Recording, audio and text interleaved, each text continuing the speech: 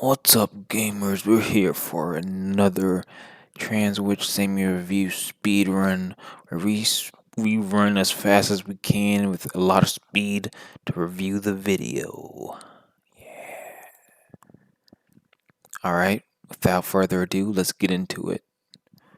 We're watching Transwitch Reviews, Asura's Wrath, a QTE, Cutie Pie, Martia, interactive action anime revolution.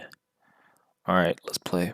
Hey everybody, so this is like a side-by-side collaboration type deal that I'm doing with Katie, the Angel Witch. So my video is focusing mainly on like the mechanical interplay between, say, like the QTEs and how they kind of influence like the story and what that meant to me personally and my experiences with the game. And her video is more about like the story more directly. Not that I don't talk about the story or address it at all, but it's more like it just didn't hit me as much as it hit for her. So she talks more directly about like the Buddhist and Hinduist like imagery type stuff. So definitely go and check that one out. The link to that will be in the description. Okay, we're only doing one review. Just want to give a general spoiler warning because this is just a shorter video. So yeah, I'm going to spoil all of Asura's Wrath, or at least, you know, there's going to be spoilers in the video. I'm going to spoil especially part 4 Nirvana. So, you know, if you want to play Asura's Wrath, then, you know, you should do it. It's a good game.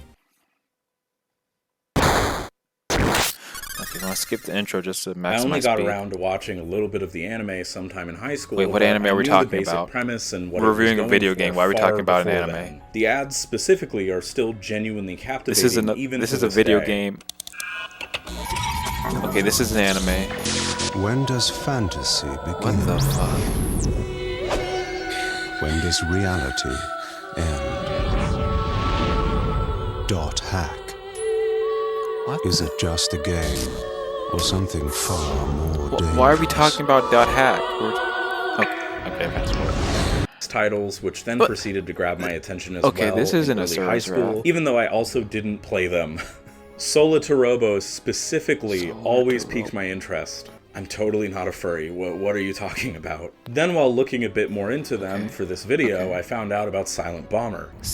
None of these are Asura's Wrath. 7 years ago. Hold on, pause.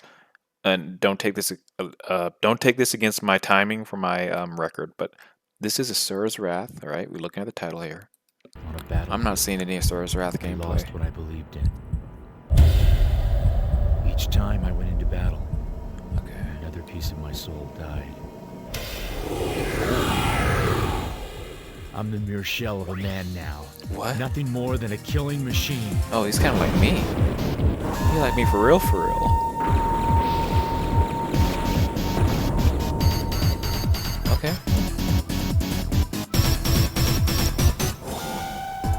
Utah? Come in, Utah! There's a target Okay, this in isn't your Asura's immediate Wrath, this is proximity. irrelevant. What is this? Not Asura's Wrath, irrelevant? Back then, and yes it does. The rival fight here is fucked up though. You have to do an entire chessboard fight and beat the final boss that has your moveset together, because my ideas of what the medium was I actually had this is Dragon Ball Z. What the fuck? I also don't think I was actually taking in what a lot of these stories were doing as well. I'm sure if I watched something like Jujutsu Kaisen at the time, I would have probably... This is an anime! This doesn't even... Does this have a video game? I don't think Jujutsu Kaisen has a video... Okay. Alright, speedrun. Go past it. This is Call of Duty. You fucking... hold on. Every game I've looked at up to this point is not Asura's Wrath. This is a review of every game that's too much like the anime I grew up with and that I was distancing myself from at that time. Big buff angry guy punching another big buff angry man. I had played the demo and thought it was cool, but I just didn't bother to try to get it. I was too busy with games like Skyrim, Far Cry 3, and Modern Warfare 2 Please get back to Asura's Wrath. I had pretty normie tier taste when I was like 13, because in reality most kids do as they're learning about growing up with and exploring different mediums and finding what fully does and doesn't click with them. I'm sorry gamers, my palette was actually decently boring, even if I knew about a lot of games that my friends didn't or some shit. I still mainly played a lot of stuff that other kids did to fit in and because I enjoyed them. But unfortunately, due to this and the entire controversy with the true ending of the game being locked behind DLC, and my broke 15-year-old high school ass not having money, I passed on it in lieu of other games, franchises that I was into more at the time, but it always stuck around. Over the years, I heard reappraisal after reappraisal of the game, eventually catching my attention as my memories of passing it by would come up every time it would be brought up to me. As I got back into anime sometime in 2013, literally a year after this game had come and gone, and am now at this point just a full-blown weeb again. I absolutely wanted to dip into this game after all these years. I have no idea what's going on in the story. I wondered and worried if maybe I wouldn't be super into it at this point though. While I have been vibing with more works like this again, 25% in and I don't know about the story. Favorites, Yu Yu Hakusho do be ballin'. I still don't adore these kinds of battle shonen-y work. Hot take? Maybe, but I don't think the dub is all that good for this game. Maybe this doesn't matter to bring up because I don't always go into voice work in these videos, but I think some here nail it, like Liam O'Brien as Asura. Alright, is he a robot?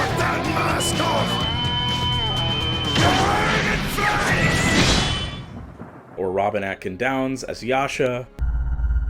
This is not the cause I supported. But some others, for me, just do not fit their characters at all, or deliver some kind of sloppy or strangely stiff performances that really just don't complement the vibes at all here for me. At any point August was on screen, I just felt like something was missing from the performance that the Japanese voices could be potentially providing me better. You fight, then eat good food. You fight, then drink fine wine. You fight, then sleep with beautiful women. Hell! Fight with beautiful women! That is what it means to live. And after switching to the JP voices for the second playthrough, I was absolutely correct.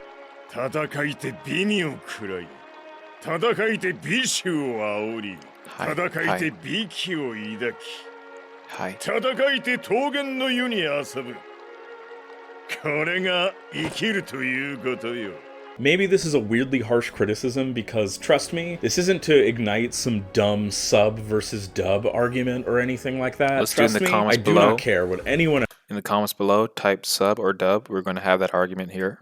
Else does, and I generally tend to stick with dubs for games, but in this case, enough fell off with it that I just couldn't ignore it personally. 200 years ago. Oh, he kind of burned. Kind of crispy. Oh, he ain't looking good.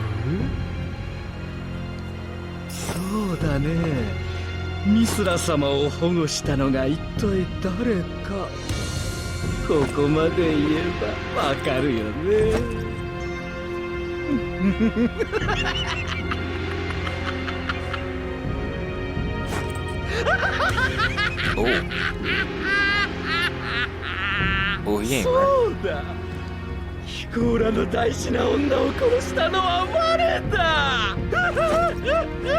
Okay, don't let it slide.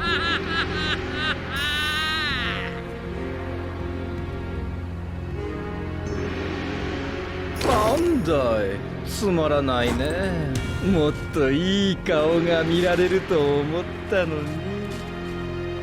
元より知っていた。Oh, he knew.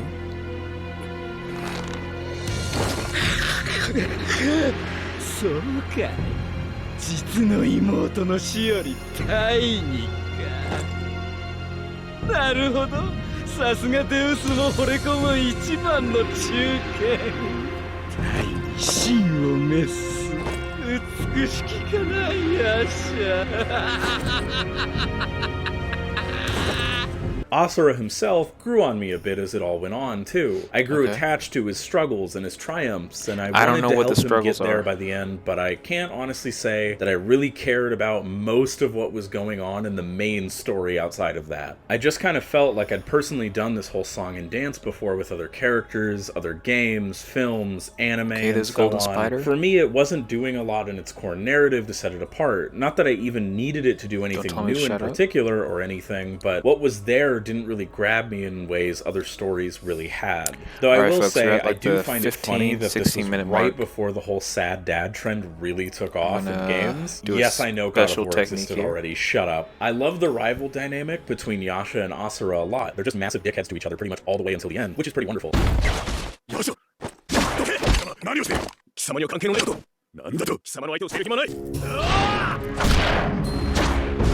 They're just so petty. I just wish I cared more about this fairly trope-laden story. Dead wife, kidnapped daughter, and all. The main combat also isn't anything about either. It's serviceable and does its job alright, but it tends to serve more as a bridge to the scenes themselves, which is way more the core of the actual experience. Very much reminding me of aspects of Ranko Sukehime's Longest Day, though not as genre-bendy or interesting gameplay-wise as that very cool game that we will talk about at some point was. The combat itself, playing like Ultimate Ninja Storm arena fighting, only your goal is to build up the burst meter there to make something rad happen, instead of depleting a health bar or something. Also, this game is overall great, whereas that game fucking sucks. Holy shit, what is this mission structure?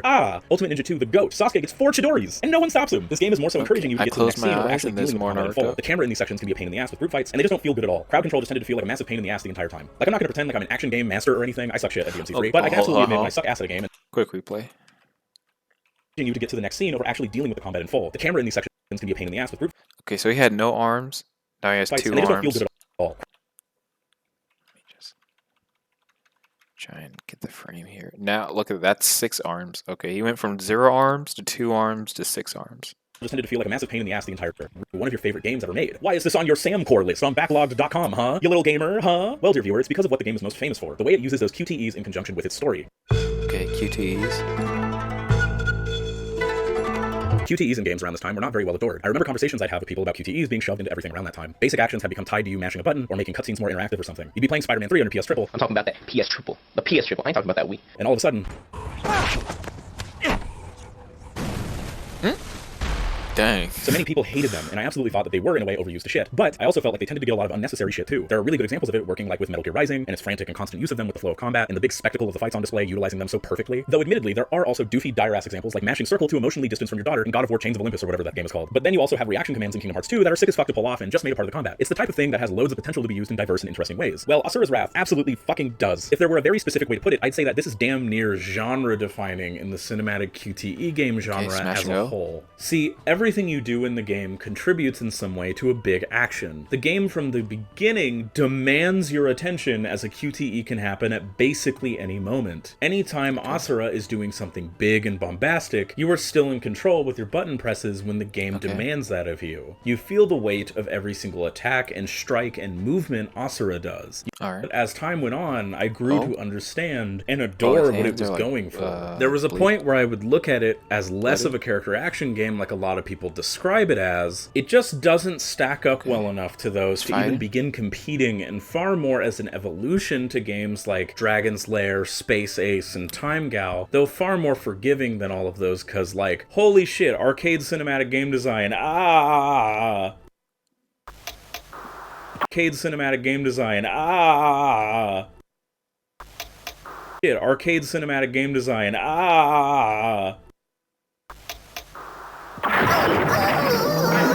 The game commands you to hit specific buttons in order to move things along and keep the scene moving all the same. Each stage even rating you on how perfectly you've done this, reminding me of the precision and control. This is a score that perfectly complements every scene in its grand scope. Furueru Kokoro setting up those perfect space operatic vibes, perfectly setting up a lot of the tragedy yet to happen and being a perfect song for this beginning section. Yeah, Ferrero Rocher Kokoro.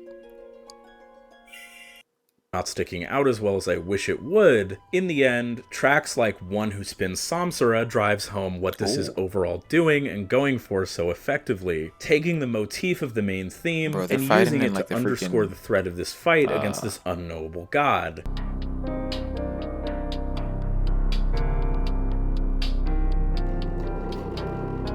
Intense. They're like fighting in that like super hot game, you know, where when you're like in first person and then like things go in slow motion and there's like these red guys and you fight them and it's like super hot.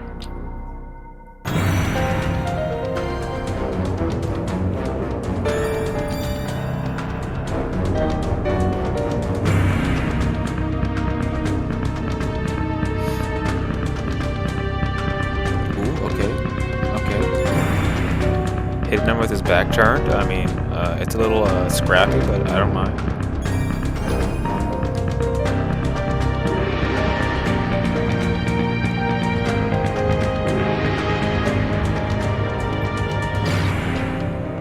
Reasons in the world can't change the fact that they have Asura's daughter, and you gotta punch their asses. Their boasting, shit-talking, and whatnot has nothing to do with you and your goals, so fuck them. It wants you to stop thinking, to seat yourself more and more within Asura's anger, to hit that fucking circle button and shut these bastards up, because that's exactly what the fuck he would do in these situations. He doesn't care about any of this shit. He doesn't care about their plan or what they want to do or why. He fights because he wants to, and he fights because he has to. He wants revenge in its purest form, and he could give a shit about any reason outside of his own. In that way, Asura himself ended up growing on me as a character. I felt like I was fighting with him in those QTEs, like even though I didn't really care about the overall gist of the story, nor the whys, I realized that neither did Asura himself. All he cared about was getting through it all, and in that sense, so did I. I cared about getting him there despite the ability to maybe fly back off and defeat God type beat. The I'm dying, but you must stop the evil characters, so you gotta prove yourself to me type shonen beat. The fight is fairly intense, flashing back to when they were training under their masters especially, flowing between past and present. Yasha has done a lot of fucked up things, letting his own sister die for the cause he believed in so much, his complicity in letting these gods essentially harvest humans for their own goals. This is the only way his story could end after all of the suffering he's been a part of and caused. Reminding me of the actually solid line between him and Asura's daughter, feeling completely ashamed of being known as her uncle for what he chose to do.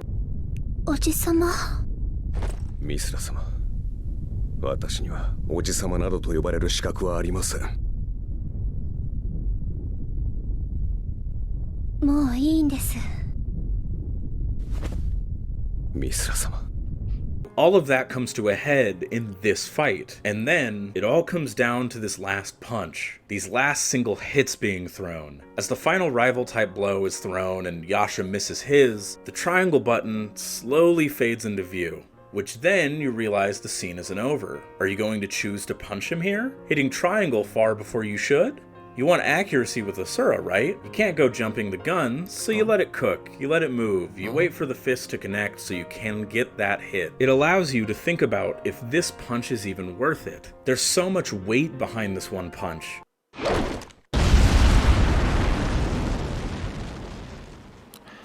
Okay, we got the slow time event, the STE.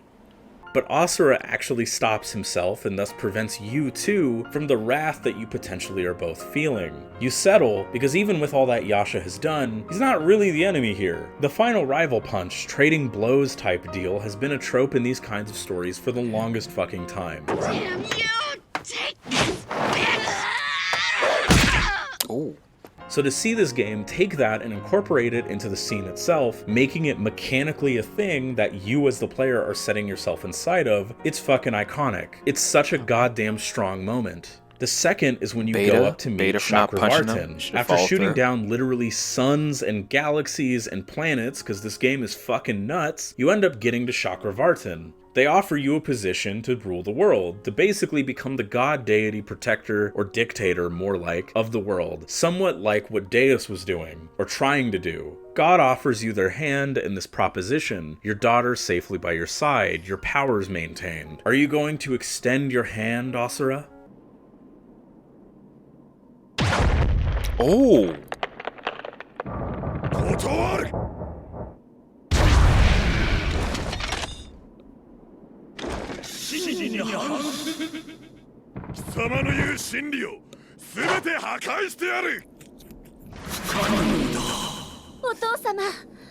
After everything we've been through here, I expected nothing else. This is the only way things could end. This god has done too much to just get off the hook after all these so-called trials. Too much loss and suffering for a world they clearly didn't care for. Conflict for the sake of it all. Hurt and suffering for the sake of it all. The monsters you fight, they could have even taken care of at any point, but both made them and just chose not to. My favorite use of the interrupt mechanical idea.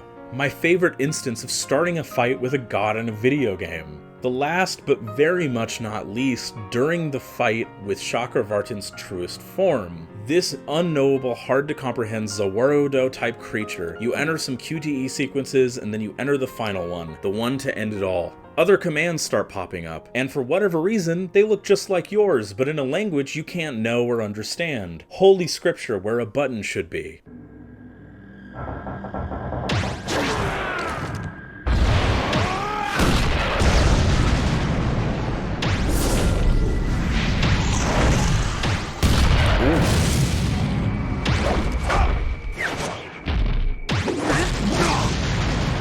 Okay, the kick.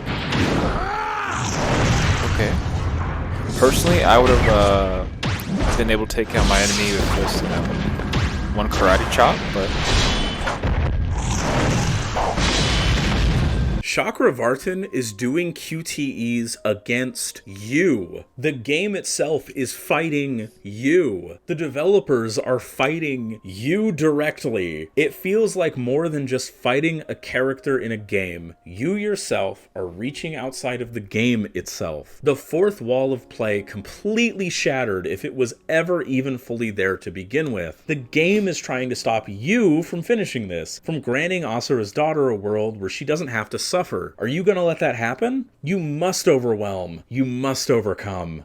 You must help the game feel both of your rads. There's just simply nothing like it. I've never seen games use QTEs like this. Not in this kind of way. Not in this way that actively ties the player far more deeply to the experience and pure raw emotions of the main character that's involved. the alpha route. Legit, if you know of any other games that go as hard as this, please sound off in the comments about it. I genuinely want to play them. This hits on such a wonderfully unique level for me. Genuinely, when the game QTE'd against me, lives, what they're fighting for, what they have to be on and playing something else, to find Asura's Wrath.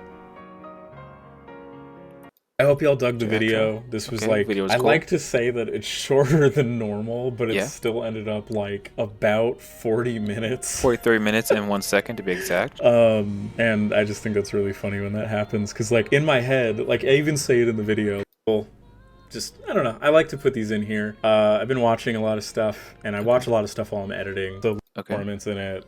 Sam Worthington is fucking killing it in that show. Episode like Cult Type 4. That game fucks. Okay, race car. It's really cool. It just means a lot to me. So thank you all almost so much. almost done. And if you're a new subscriber to the channel, I'm not a new subscriber. Very appreciated, put a comment. And welcome to the coven. What I put? Finding Asura's Wrath. More like finding D's Asura's Wrath, Bath, Math. Okay, more like